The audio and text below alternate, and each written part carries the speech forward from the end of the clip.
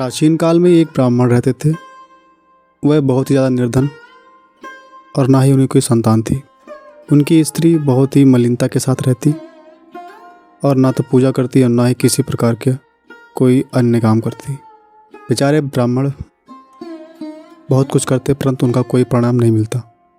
भगवान की कृपा से ब्राह्मण को एक कन्या रूपी रत्न की प्राप्ति होती है।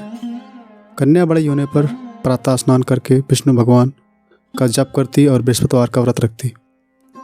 अपने पूजन पाठ के समाप्त करके वह विद्यालय जाती। विद्यालय जाते समय वह अपने मुट्ठी में जौ भरकर पाठशाला के मार्ग पर डालती और वापस आते समय वह जौ सोने के हो जाते और वापस आते समय उन्हें ले आती। एक दिन वह बालिका सूप में उस सोने के जौ को फटकार रही थी। तब उसके पिता ने देख लिया और कहा, हे बेटी, सोने के जौ के लिए सोने का सूप होना आवश्यक है। दूसरे दिन बृहस्पतिवार था। इस कन्या ने इस व्रत में भगवान बृहस्पति से इस बार सोने का सूप देने का विनती की।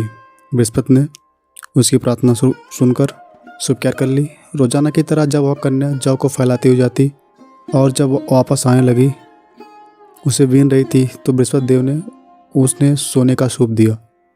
उसे घर लाकर वह उसमें जौ को साफ करने लगी, परंतु उनकी माँ का वही ढंग था। एक दिन की बात है, जब वह सोने के सूप में जौ साफ कर रही थी तो उस समय वहाँ के राजकुमार वहाँ से जा रहे थे।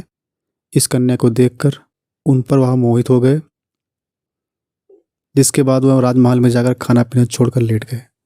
राजा ने इसका कारण पूछा तो राजकुमार ने बताया कि उन्हें उस राजकुमारी से शादी करनी है। तब राजा ने उस कन्या का विवाह राजकुमार से कर दिया।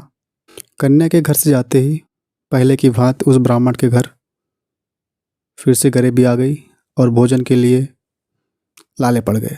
एक दिन दुखी होकर ब्राह्मण देवता अपने पुत्र के पास पहुंच गए। बेटी ने पिता की दुखी अवस्था को देखकर उन्हें कुछ धन दिया, जिससे कुछ समय तक ब्राह्मण देव का घर चल सका। परंतु कुछ समय बाद पुनः वही हाल हो गया।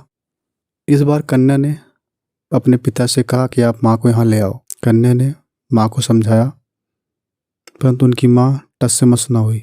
एक रात की बात है, कन्या ने अपनी माँ को कोठरी में सभी सामान निकालकर कोठरी में बंद कर दिया।